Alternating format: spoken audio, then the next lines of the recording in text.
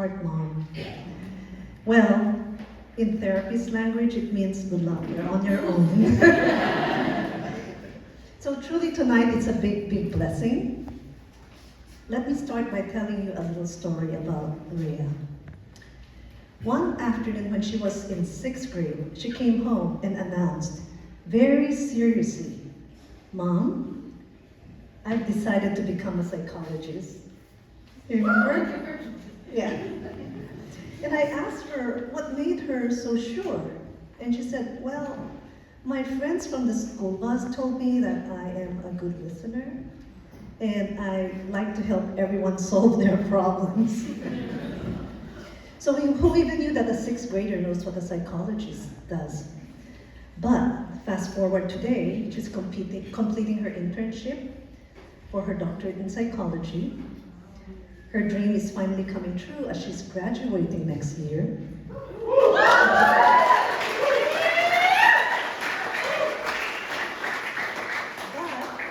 But she started practicing on me long before any licensing boards gave her permission. So it's funny because I used to be her teacher, guiding her through homework and life's early lessons. And now today, somehow she became my teacher. I have learned so much from the wisdom of her words. I actually have a phone, a section on my phone under notes. I told you this, that I titled Rhea's Wisdom. Because when we would be talking, I would just be taking notes, and that sounds so good, Rhea. So honestly, I'm expecting her to start billing me by the hour soon. Rhea's journey reminds me of another time long before she was born. About 33 years ago, 1992, I was applying for my medical residency training in pediatrics. I had no idea where I would be matched for training. The uncertainty really terrified me. We had little Michaela, my older daughter, was just a year old at the time, and Carl was the one with a stable job. He was an engineer working here, right at the heart of Silicon Valley, the place where engineers belong, surrounded by microchips, new ideas, and more startups than coffee shops. So his career fit here perfectly, but despite being exactly where he professionally thrived, Carl told me that he was willing to move anywhere. Anywhere my training would take me. Any state, any hospital, he reassured me, I'll take any job, we're gonna be okay. And then he added these words I'll never forget. You know, if people can raise a family working for McDonald's, we have nothing to fear. We will survive no matter what. I don't know if that's still true, but somehow those words of his courage, his love, and the McDonald's economic lessons, I felt really reassured. And today, Josh, you are standing in that same place. Rhea's match took her all the way to a VA hospital in Fort Meade, South Dakota. And of course, like any mother, I was worried about her move, about the distance, and yes, about how much longer you two could sustain a long-distance relationship.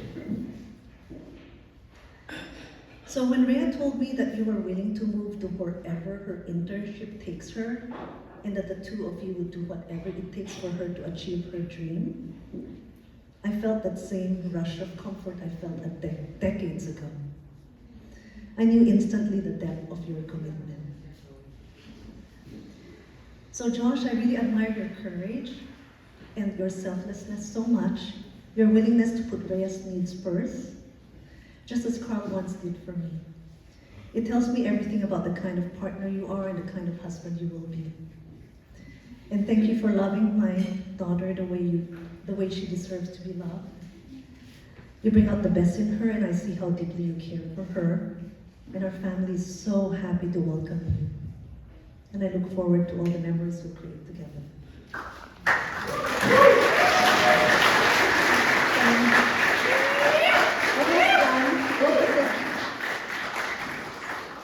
Rhea, I love your random phone calls just to tell me you missed me and you love me. I love it when you call me on your drive home from work. They are a reminder of the wonderful and sweet daughter that you are. And from the moment you came into this world, you have filled my life with so much joy, laughter, and love. You've always been so kind, so gentle, with a heart that finds joy in giving more than receiving. Even when we surely tested your patience, as any parent does, you never raised your voice at us. And I've watched you grow into a woman of strength, grace, and compassion, and I could not be prouder of the person you have become. So you have always had a remarkable way of knowing who you are and following your heart, and today is the most beautiful example of that. Okay. So, to Josh and Rhea, from the very start of your relationship, you both showed incredible devotion. You traveled to see each other every month. Wyoming, Nebraska, Oregon, then Colorado and South Dakota, building your bond across the distance with care, patience, and commitment, and I admire that devotion deeply. It speaks volumes about your love and the determination you bring to your relationship. I love how your strengths fit together so naturally. I'm so glad you both found your perfect match in someone just as artistic as you both are. Someone who loves music, theater, reading, writing, and most importantly, someone who shares your love for your cats, Hilton, Napoleon, and Hansel. So please, let's raise a glass to Rhea and Joshua. May your marriage be filled with laughter and compassion and adventure, a lifetime of supporting each other's dreams. May you always lift each other up, stand by each other's side, and love each other through every chapter to come. Cheers. Cheers.